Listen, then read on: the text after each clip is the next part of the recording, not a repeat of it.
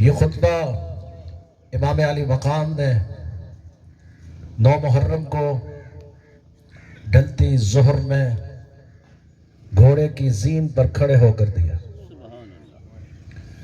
امام کے مخاطب وہ لوگ تھے جو امام کے گرد محالہ کیے کھڑے ہیں ان کو قتل کرنے کا۔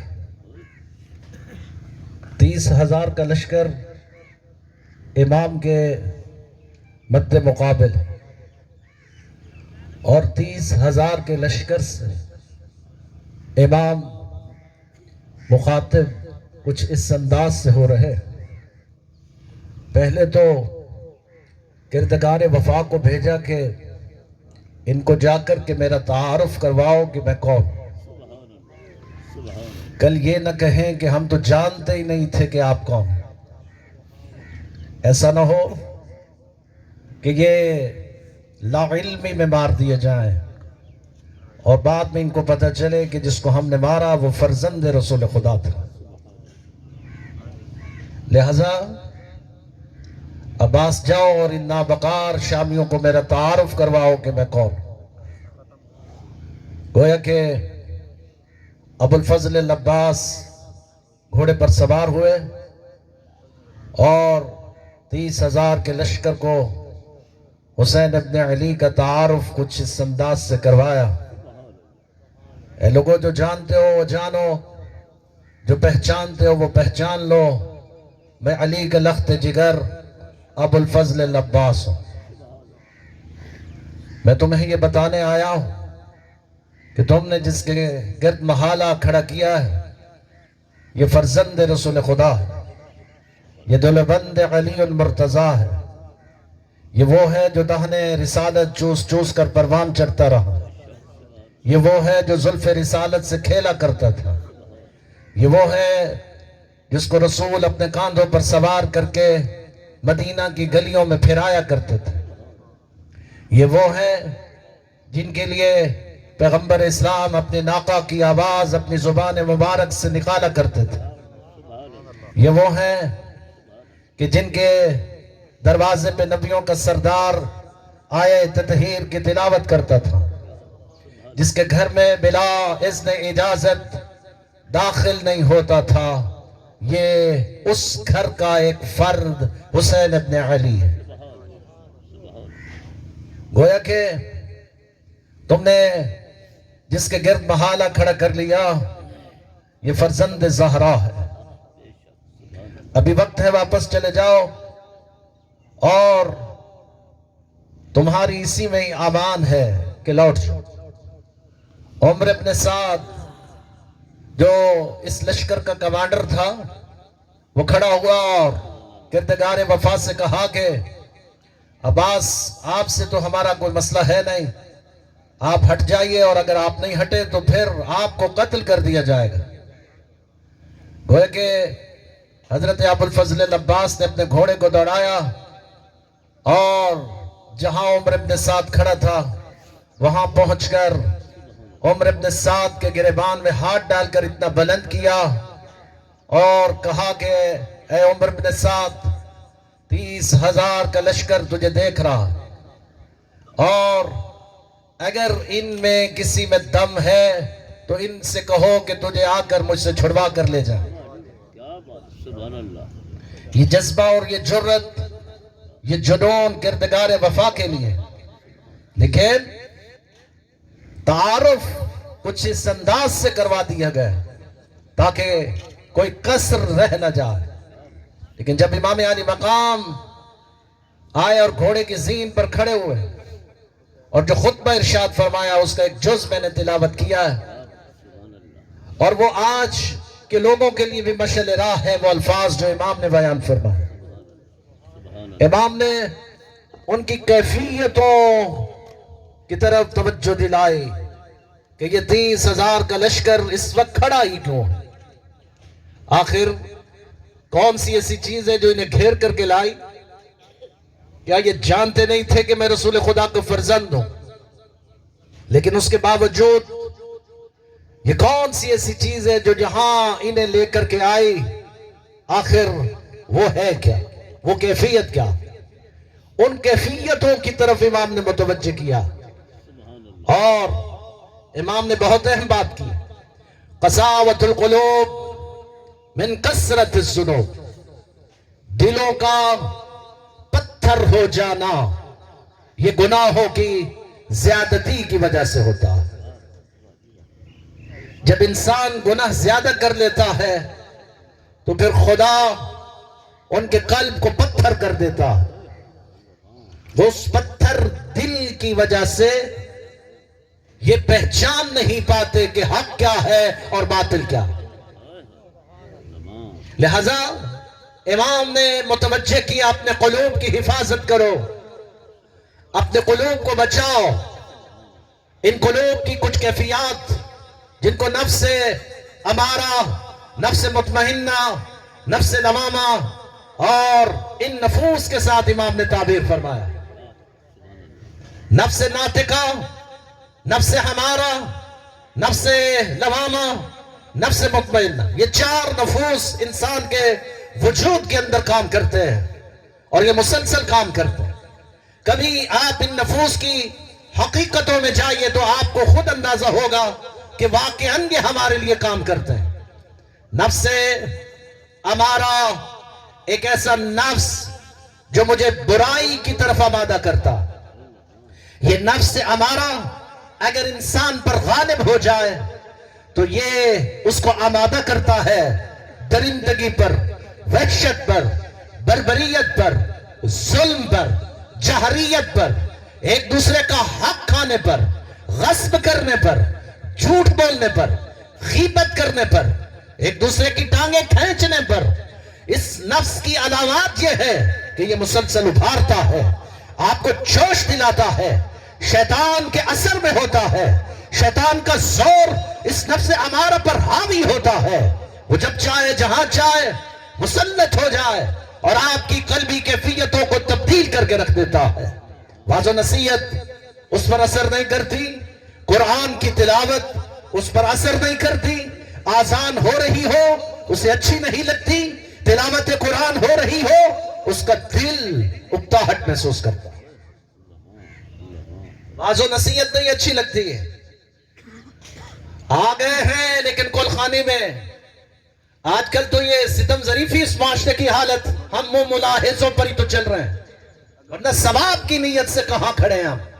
مطلقاً ثواب، مطلقاً اصال ثواب، مطلقاً اس لیے کہ وقت نکالا جائے اپنی تربیت کے لیے، اپنے سکون کے لیے، اپنے قلب کو تسکین دینے کے لیے، خدا کے ذکر سے متمسک کرنے کے لیے، لیکن کیا ہے یہ بگڑے ہوئے معاشرے میں اب ہمارے پاس وقت ہی نہیں ہے کہ ہم لوگوں کے دکھ اور سکھ میں شرکت کر سکیں۔ جیسے مجبوری ہے انسان کی کہ اگر آج کسی کے دکھ میں نہیں گئے تو کل وہ نہیں آئیں گے۔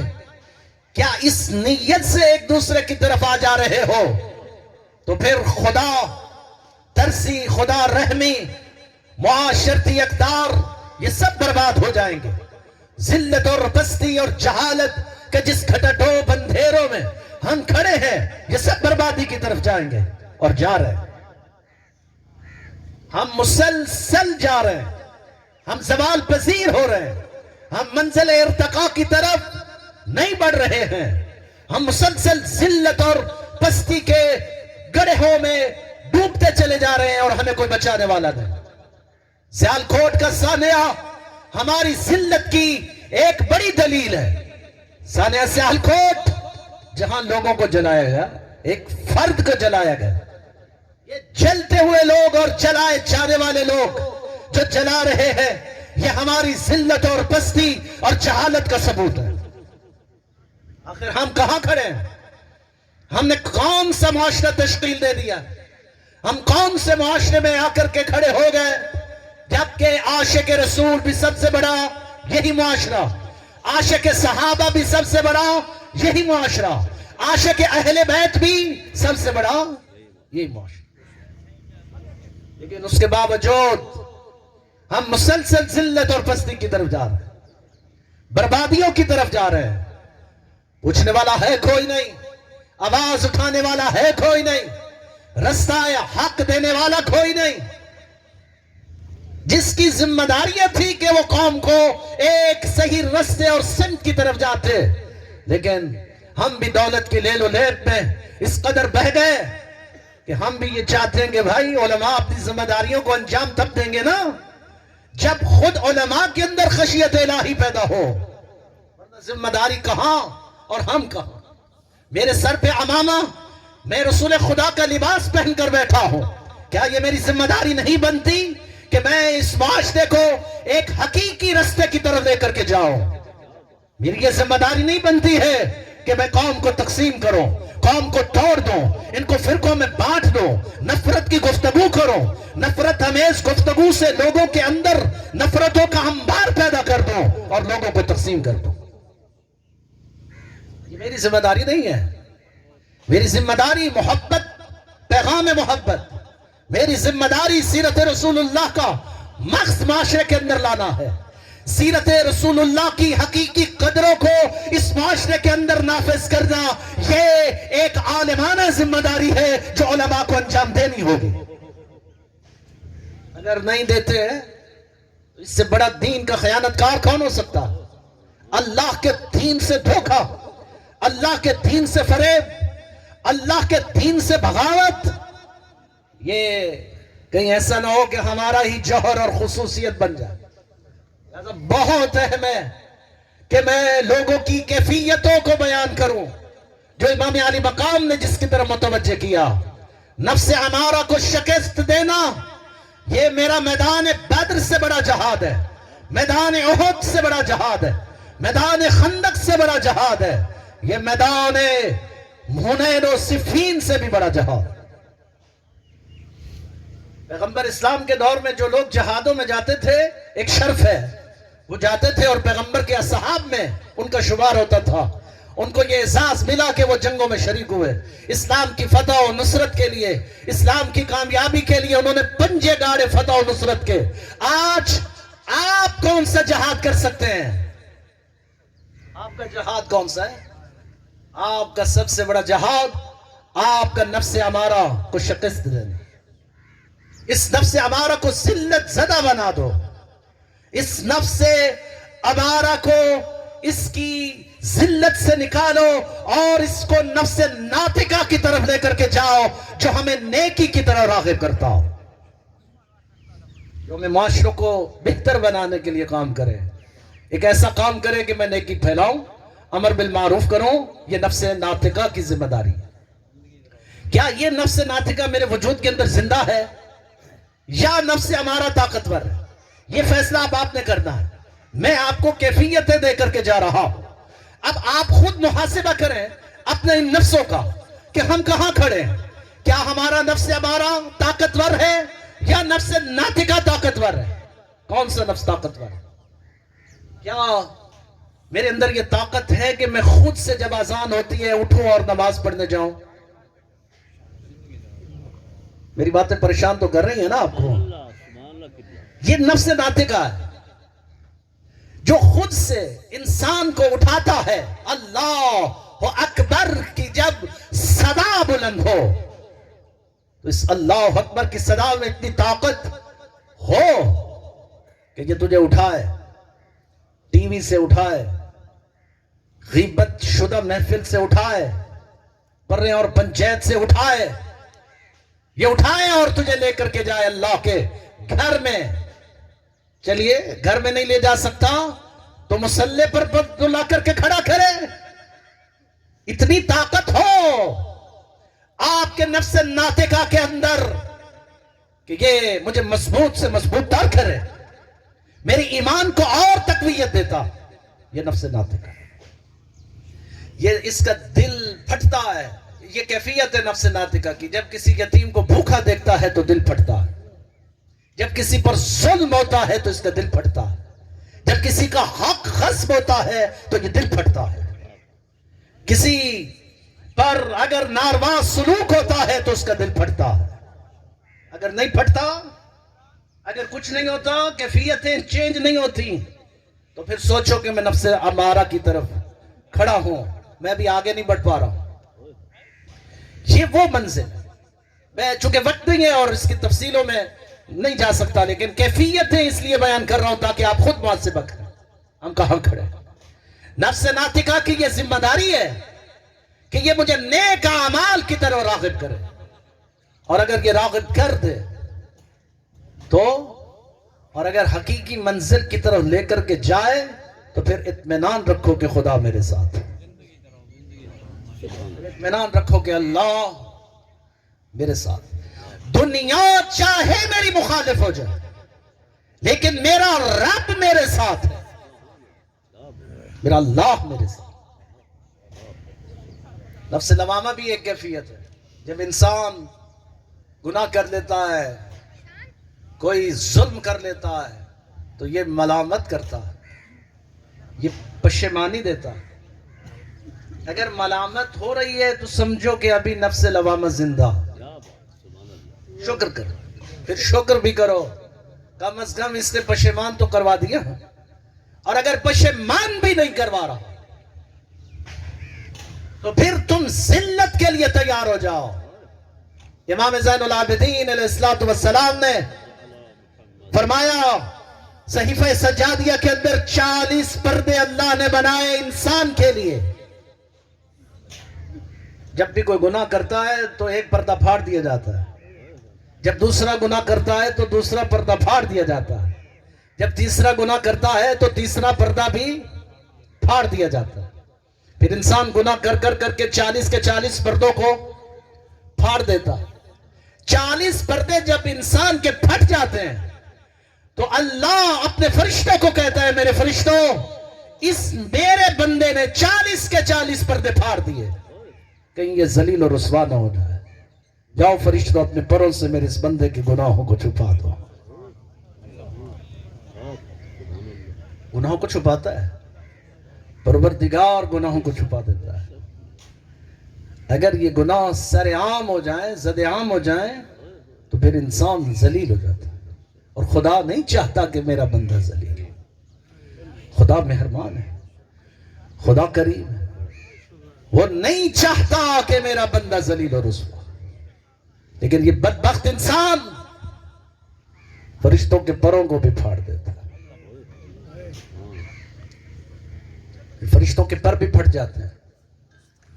جب ظلم، جب استحداث حد سے زیادہ بڑھ جائے اور قدر بمان ہو، انسانیت کی تذلیل ہونے لگے، انسانی قدر، انسانی وقار بہت ہے، کسی کو چھوٹا سمجھ کر، کسی کو حقیر سمجھ کر۔ ہمارے معاشرے کی سب سے بڑی بیماری اس وقت تکبر ہے، غرور ہے، نخوت ہے، جو خدا سے جنگ کرنے کے مترادف ہے۔ اللہ سے جنگ کرنا ہو تو غرور کرو، تکبر کرو، زمین پر اکڑ اکڑ کر چلو، زمین اس کی ہے اکڑ کر تم چلو، سلطنت اس کی ہے اکڑ کر تم چلو، مال اس کا ہے اکڑ کر تم چلو۔ کس نے بنایا ہے؟ تجھے کس نے بنایا ہے؟ تیری اپنی ہستی کیا ہے؟ اظہر حسن زیدی صاحب کو جانتے ہوں گے، کچھ بزرگان بیٹھے ہیں، وہ کیا خوبصورت جملے پڑھا کرتے تھے۔ انہوں نے کہا تھا انسان کی حیثیت کیا ہے؟ زمین سے بھیک مانگ کر گندم کا چندہ لیتا ہے، بیلوں اور تھریشروں کے آگے ہاتھ جوڑ کر اس کو مسلنے کا چندہ لیتا ہے، پھر اس کو گوندنے کے لیے پانی کا چندہ لیتا ہے، پھر اس کو پکانے کے لیے ایک لوہے کا اور ایک آگ کا چندہ لیتا ہے۔ اتنے چندوں کو جمع کر کے پکاتا ایک روٹی ہے، کھاتا 2 لقمے ہے، اور زمین پر اکڑ کر چلتا ہے۔ یہ ہے انسان۔ اکڑ کر مت چلو۔ اللہ نے اپنے بندوں کی صفت کو بیان کیا، عباد الرحمن الذین یمشون علی الارض ہونا، میرے بندے وہ ہیں جو زمین پر عاجزی کے ساتھ چلتے ہیں، انکساری کے ساتھ، فروتنی کے ساتھ، سر کو جھکا کے چلتے ہیں، اکڑ اکڑ کر نہیں چلتے۔ عالم اسلام دیکھیں ایک عاجزی کا سفر، ایک عاجزی کا سفر اس کائنات میں ہے۔ اس سفر کا نام ہے نجف تا کربلا، جو انتہائی عاجزی کا سفر، جہاں ایک ایسا سفر کہ جہاں مسافر کے لیے رستے کے ایک ایک ذرے پر اس کے لیے کھانے کا اہتمام، اس کے لیے پانی کا اہتمام۔ اگر چلتے ہوئے کسی کو ٹھوکر لگ جائے تو دوسرا شخص دوڑتے ہوئے ہاتھ جوڑ کے کھڑا ہو جاتا ہے، کہیں تکلیف تو نہیں ہو۔ یہ عاجزی کا سفر اگر کسی نے دیکھنا ہو تو نجف سے کربلا کی طرف دیکھو، جہاں انسانوں کا ٹھاٹھے مارتا ہوا سمندر سر جھکا کر سدرۃ المنتہا کی طرف بڑھ رہا ہوتا ہے۔ سدرۃ المنتہا وہ منزل اور وہ مقام ہے جہاں امام علی مقام کا ذکر ہوتا ہے۔ حضرت سید الشہداء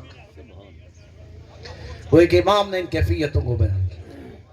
دلوں کا پتھر ہو جانا گناہوں کی زیادتی کی وجہ سے، زیادتی، جب گناہ زیادہ کر دیتا ہے تو پھر خدا اس کے قلب کو پتھر کر دیتا ہے، اس کی تمام کیفیتوں کو خدا چھین لیتا ہے۔ نہ نفس ناطقہ رہتا ہے، نہ نفس لوامہ رہتا ہے، اور نہ ہی نفس مطمئنہ رہتا ہے، بس ایک ہی نفس رہ جاتا ہے جس کا نام ہے امارہ۔ اور پھر وہ جری ہوتا ہے گناہ کرنے پر، بہادر ہوتا ہے گناہ کرنے پر، اور کہیں بہادری نہیں دکھاتا لیکن گناہ کرنے پہ بڑا بہادر ہوتا ہے۔ اس کی شجاعت گناہوں کے میدان میں زد عام، اس سے جتنے بھی گناہ کروانے ہیں کروا۔ جیسا کہ معاشرہ، ہمیں اس معاشرے کی طرف دیکھنا ہے، پرکھنا ہے۔ کسی کو اس کی کم حیثیت سمجھ کر نفرت مت کرو۔ بہت سے صحابہ پیغمبر کی بارگاہ میں بیٹھے ہوتے اور ایک صحابی ایسا بھی تھا جو آتا تو بہت سے صحابہ اٹھ کے چلے بھی جاتے اور کہتے تھے یا رسول اللہ آپ اسے بٹھائیے یا ہمیں بٹھائیے، یہ جب آتا ہے اس کے پسینے سے بدبو آتی ہے، اس کے کپڑے پھٹے ہوئے ہیں، اس کا رنگ کالا، ہم اس کے ساتھ نہیں بیٹھتے۔ اور پیغمبر جب وہ آتا تھا تو پیغمبر کھڑے ہو جاتے تھے اس کے استقبال کے لیے، پہلوں میں جگہ دیتے، اور جو جاتے تھے ان سے کہتے تھے چلے جاؤ، تمہیں اس کے پسینے سے بدبو آتی ہے، بلال کے پسینے سے بدبو آتی ہے، اور مجھے اس سے مودت کی خوشبو آتی ہے۔ نعرہ تکبیر، نعرہ رسالت، نعرہ حیدری، اللہم صلی علی محمد وآلہ۔ یہ چہر، یہ کمال، چہر انسانیت، انسانی معاشرے کو انسانی قدروں سے آگاہ کرو، یہ وقت کی ضرورت۔ اسلام فقط یہ تو نہیں ہے نا کہ بھئی چند لوگ مل جائیں اور پھر آپ بیٹھ جائیں اور پھر واقعات سنائیں اور واہ واہ کروائیں، داد لیں۔ نہیں، اسلام بات کرتا ہے انسانیت کی، سب سے پہلے انسانیت کی بات کی ہے اسلام۔ اسلام کہتا ہے کہ اگر کافر بھی بھوکا ہے تو کھانا کھلاؤ، پیاسا ہے تو پانی پلاؤ، مسجد میں پناہ لیتا ہے تو تمہیں جرت نہیں ہے کہ اس کو ہاتھ لگاؤ۔ یہ انسانی قدر ہے۔ ہم کہیں اور جا رہے ہیں، ہمیں تقسیم کیا جا رہا ہے، ہمیں توڑا جا رہا ہے۔ کون شیعہ، کون سنی، کون دیوبندی، کون اہل حدیث، کس منزل پر کھڑے ہو گئے آپ؟ کون سی آپ نے تعلیمات لے لی کہ آپ تتر بتر ہو گئے، ٹوٹ گئے؟ اس نے توڑا آپ کو، توڑنے والوں نے توڑا آپ کو، اسلام نے نہیں توڑا آپ کو، اسلام نے نہیں توڑا ہے۔ اسلام توڑنے کا درس نہیں دیتا ہے، وَتَعْصِمُوا بِحَبْلِ اللَّهِ جَمِيعًا وَلَا تَفَرَّقُوا۔ اس کے بعد تو یہی بات رہ گئی تھی، اللہ کی رسی کو مضبوطی سے تھامیے اور کسی فرقے میں مت پڑیے، مت پڑیے۔ اللہ نے منع فرمایا ہے فرقوں میں پڑھنے سے۔ ہم نے پڑھ کر کیا یہ معصیت خدا نہیں کی؟ کیا یہ خدا سے ہم نے ٹکر نہیں لی فرقوں میں بڑھ کے؟ آج اتنا مظلوم ہے بیچارہ اسلام کے، اسلام کی کوئی بات ہی نہیں کرتا۔ کسی سے بندہ پوچھ بھی لے کہ بھئی تم کون ہو تو کہتے ہیں ہم شیعہ ہیں. آپ کون ہیں؟ کہتے ہیں سنی ہیں. آپ کون ہیں؟ کہ دیوبندی ہیں. بھئی کوئی تو ہو جو یہ کہے کہ میں مسلمان ہوں, کوئی تو کہے جو کہ میرا مکتب اسلام, میرا مذہب اسلام. یہ جو اللہ کا گھر ہم بناتے ہیں جس کو مسجد کہا جاتا ہے, سوچ کر کے داخل ہونا پڑتا ہے, کہیں مسلح نہ دھلنے پڑ جائیں. گھر اللہ کا تھا اور اس وحشی اور اس درندے معاشرے نے اللہ کے گھروں سے اس قدر ڈرا دیا کہ اب جاتے ہوئے ڈر لگتا ہے, سوچنا پڑتا ہے کہاں جاؤں, کون سی مسجد میں جاؤں, کس کے گھر جاؤں. لیکن ایسا نہیں تھا. مسجد اللہ کا گھر تھا, اللہ کا گھر. اللہ اپنے بندوں سے محبت کرتا ہے, ایک لمحہ کے لیے بھی اپنے نہیں چاہتا ہے پروردگار کہ یہ بندہ مجھ سے دور ہو جائے. امام نے, بس میں امام کے اس خطبے کے جز کو مکمل کروں. امام فرماتے ہیں یہ دلوں کا پتھر ہو جانا گناہوں کی زیادتی کی وجہ سے. جب گناہ زیادہ ہو جائیں تو دل پتھر ہو جاتا ہے. جب دل پتھر ہو جائے تو وہ موت جیسی چیز کو بھلا دیتا ہے. کیا نکتہ امام نے بیان کیا. ظاہر ہے کہ جب موت ہی بھول جائے انسان کو تو پھر کیا رہ جائے گا, پھر تو کھلی چھٹی. کیونکہ جس کو یہی پتہ نہیں ہے کہ میں نے مرنا, میں نے قبر میں جانا ہے, میں نے خدا کی بارگاہ میں حاضر ہونا ہے, میں نے خدا کو منہ دکھانا ہے, تو پھر کھلی چھٹی آپ کے لیے. آپ کو کھلی چھٹی, آپ جو کرتے ہیں کرتے رہے, آپ کو کوئی پوچھنے والا نہیں. امام نے فرمایا موت جیسی چیز کو بھلا دیتا ہے. موت جیسی چیز کو بھلا دینا یہ دنیا کی محبت کی وجہ سے ہوتا ہے. دنیا کی محبت, دنیا کی محبت انسان کو گمراہ کرتی ہے, انسان کو بدراہ کرتی ہے. دنیا سے جب محبت کر لیتا ہے تو گویا اس کا تعلق انسانیت سے ختم ہو گیا. پھر دنیا ہی اس کا مطمع نظر ہے, دنیا ہی سب کچھ ہے نا. پھر دنیا, امام نے فرمایا ایھا الدنیا طلقت بثلاث, اے دنیا میں تجھے 3 طلاقیں دیتا ہوں. غر غیری, میں تیرے دھوکے میں آنے والا شخص نہیں ہوں, میری نظروں سے دور ہو جا. امام نے دنیا کو 3 طلاقیں دی ہیں. دنیا گھٹیا اور ذلیل ترین ایک عورت کا نام ہے دنیا. ادنا گھٹیا اور ذلیل ترین ایک مرد کو کہتے ہیں. ادنا کی مؤنث دنیا ہے, گھٹیا اور ذلیل ترین عورت کو دنیا کہتے ہیں. اسی لیے امام نے کہا ایھا الدنیا طلقت بثلاث, اے دنیا میں تجھے 3 طلاقیں دیتا ہوں, میں تیرے دھوکے میں آنے والا نہیں, میں تیرے دھوکے میں آ ہی نہیں سکتا. ایسا امام تو گویا کہ امام نے متوجہ کیا ہے, امام نے کیفیتوں کو متعارف کروایا. موت جیسی چیز کو بھلا دینا یہ دنیا کی محبت کی وجہ. دنیا کی محبت, دنیا کی محبت انسان کو جہنم کے راستے پر لے جاتی. یہ ہے المیہ. امام نے ایک اور کیفیت ہے کہ 30,000 کا لشکر جو میرے مد مقابل کھڑا ہے, یہ اس لیے کھڑا ہے کہ ان کے شکموں میں حرام غذا نے جنم لیا.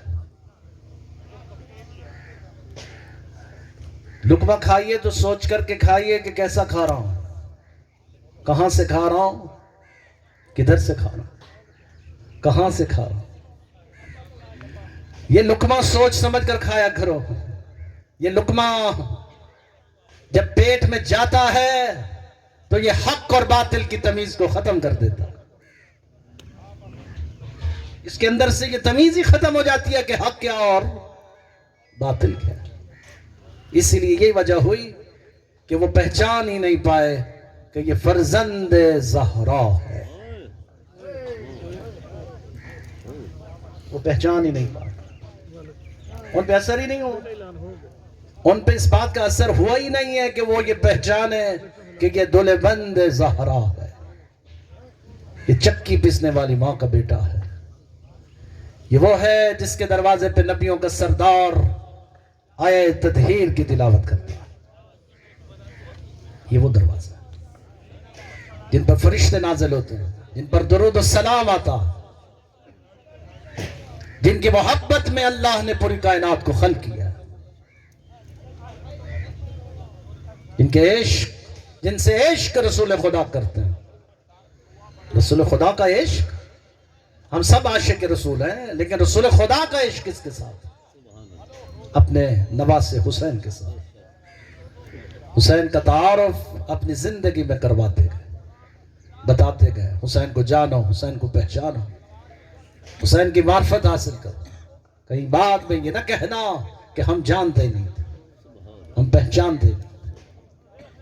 یہ ہے سر، اس جوہر کی طرف بڑھنا ہے اور اپنے آپ کو سنبھالنا ہے، اپنے آپ کو بہتر کرنا ہے۔ اس معاشرے کی عزت اور طہارت یہ ہو کہ ہمارے اندر محبتوں کا پیغام جائے، نفرتیں ختم ہو جائیں، ہمارے اندر سے یہ تمیز ہی نہیں ہو کہ کون شیعہ کون سنی، ہم سب مسلمان، ہم بھائی ہیں نا بھائی۔ ہمارا وحدت کا پیغام، عموماً میں اکثر جگہوں پر جاتا ہوں، ہم دیکھتے ہیں جنازوں کے اوپر تقسیم ہوتی ہے، شرم آتی ہے مجھے۔ ہم بحیثیت معاشرہ کیا پیغام دے رہے ہیں؟ جنازوں پر تقسیم کرتے ہو، یہ شیعوں کا مولوی ہے ہم اپنا پڑھائیں گے، شیعہ کہتے ہیں بھئی یہ ان کا مولوی ہے ہم اپنا پڑھائیں گے۔ سب سے گری ہوئی بات یہ ہے جب معاشرے میں یہ میں دیکھتا ہوں، جنت بناؤ نا معاشرے کو۔ وحدت کا پیغام یہ نہیں ہے کیا شیعہ اور سنی ایک ہی جنازے میں کھڑے ہو جائیں، نہیں، پیغام وحدت یہ ہے کہ کیا ہی اچھی جرت مندی ہو کہ آپ کے علاقے کا عالم دین کھڑا ہو اور وہ دیکھے کہ کس مکتب فکر کے ہاں فوتیدگی ہے، اور انہیں کہے کہ جناب آپ شیعہ مکتب فکر سے ہیں، ہم سب آپ کے عالم کے پیچھے کھڑے ہوں گے، آپ جنازہ پڑھائیے۔ ہاں اسی طرح اگر ہمارے سنی بھائی کے ہاں فوتیدگی ہوئی، شیعہ علماء اس کے دروازے پر کھڑے ہوں اور کہیں کہ آپ کا عالم دین جنازہ پڑھائے، ہم سب آپ کے پیچھے کھڑے ہوں۔ جس دن یہ ماحول بن گیا، معاشرہ جنت بن جائے گا۔ معاشرے جنت کو لے کے جانا ہے، ہم نے تقسیم نہیں کرنا۔ محبتوں کو پھیلائیے، محبتوں کو عام کیجئے، نفرتوں کا خاتمہ کیجئے۔ میں ایک بات اکثر کرتا ہوں، کیا یہ اسلام نہیں ہے؟ کیا ہمارا وہ اسلام نہ ہو جائے جو کربلا میں مسلمانوں کا تھا؟ علامہ اقبال نے کہا تھا کٹا سر حسین نعرہ تکبیر کے ساتھ۔ کیا تماشا ہوا اسلام کی تقدیر کے ساتھ؟ کٹا سر حسین نعرہ تکبیر کے ساتھ۔ لبیک یا رسول اللہ کہہ کے لوگوں کو جلایا جائے، یہ کون سا معیار ہے؟ نہیں ہے۔ عزتوں کے معیار بنائیے، بلندیوں کے معیار بنائیے، قاتلوں کو شربت پلانے والا معیار بنائیے۔ یہ ہے اصل معیار زندگی عالی علیم، اور ہم وہ ہیں جو قاتلوں کو شربت پلاتے ہیں۔ مولا علی کیا وہ آیا، کھانا کھایا ایک شخص نے امام کے گھر میں، کھانا کھایا، پانی پیا، بستر استراحت امام نے دیا، تو کہتا ہے شاید امام نے مجھے پہچانا۔ تو میرے مولا نے کہا تجھے نہیں پہچانا، تو وہی ہے نا جس نے میرے بھائی علی اکبر کے سینے میں برچھی ماری تھی۔ سر بازار امام حسن مجتبیٰ کو ایک شخص گالیاں دے رہا ہے، جب وہ گالیاں دے کے بکواس کر کے تھک گیا تو رسول کی زبان چسنے والا اپنی زبان سے کہتا ہے بھائی اگر تو مقروض ہے تو تیرا قرض ادا کر دوں، اگر تیرے پاس رہنے کے لیے مکان نہیں تو میں تیرے لیے مکان مہیا کروں، اگر تیری اولاد نہیں تو میں رحمت للعالمین کا نواسا ہوں، میں دعا کروں کہ خدا تجھے اولاد عطا کرے۔ یہ فوراً امام کے قدموں میں جھکا، امام کے قدموں پہ آنکھیں مل کے کہنے لگا فرزند رسول معاف کر دیجئے، آج پتہ چلا ایسا ہوتا ہے محمد کا گھر۔ ایک شخص سر بازار رسول خدا کو گالیاں دیتا ہے، لوگوں نے شکایت کی یا رسول اللہ یہ وہ شخص ہے جو سر بازار آپ کو گالیاں دیتا. کہا یا علی اٹھو اور اس کی زبان کاٹ دو. پیغمبر اسلام کہہ رہے ہیں علی اٹھے اور اس کو اٹھا کر کے باہر لے گئے. صحابہ اس انتظار میں تھے کہ زبان کٹی ہوئی ہوگی اور واپس آئے. کہ زبان تو کٹی ہوئی نہیں لیکن واپس آئے. کہا یا علی آپ نے اس کی زبان نہیں کاٹی. کہا وہ جو پہلے بول رہی تھی وہ کاٹ دی, اب جو تعریف کر رہی ہے یہ آپ کی زبان ہے. کاٹنے کا حکم اور ہے, کاٹنا وہ نہیں ہے کہ کاٹ دو, اس نفرت کو کاٹ دو جو اس کے قلب میں ہے, کیونکہ وہ جانتا نہیں ہے کہ اللہ کا نبی کیسا ہوتا ہے. تبدیلی لاؤ اس معاشرے کو بہتر کرنا ہے. ہم نے عزتوں کا سفر طے کرنا ہے اور عزتوں کا سفر طے کیا ہے زہرا کے لال نے. عزتوں کا سفر طے کیا. بس آخری بات